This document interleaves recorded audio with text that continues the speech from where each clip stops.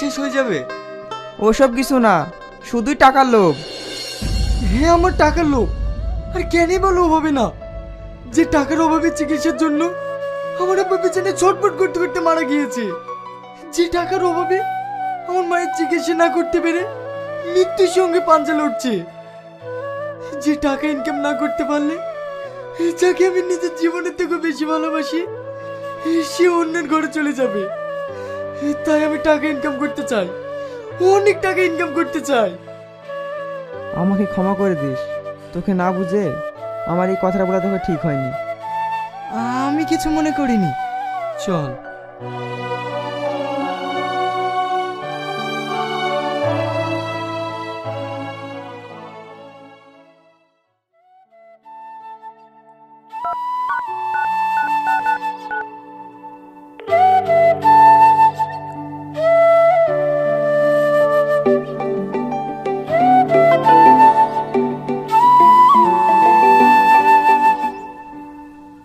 Hello, কে? আমি রিয়াজ। এই এতদিন পর তোমার আমার কথা মনে পড়লো?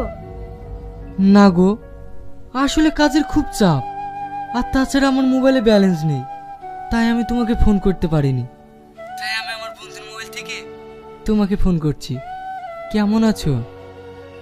তুমি জানো না তোমাকে ছাড়া আমি কেমন থাকতে পারি? তুমি কষ্ট পেও না, আমি এখানে ভালো কাজ পেয়েছি, সেখান থেকে অনেক ইনকাম হচ্ছে। আমি এখান থেকে ফিরেই তোমাকে বিয়ে করে নেব। বাবা, বাবু দেখছে তর সইছে না?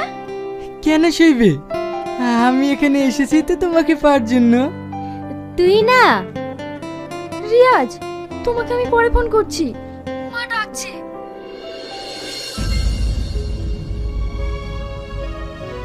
মা, কিছু বলছো? হ্যাঁ, তোর জন্য একটা খুশির খবর আছে। কি খুশির খবর? তোর আব্বা তোর জন্য একটা ছেলে দেখেছে। কি? হ্যাঁ। মা, আমি এখন বিয়ে করব না। বিয়ে করবি নি মানে?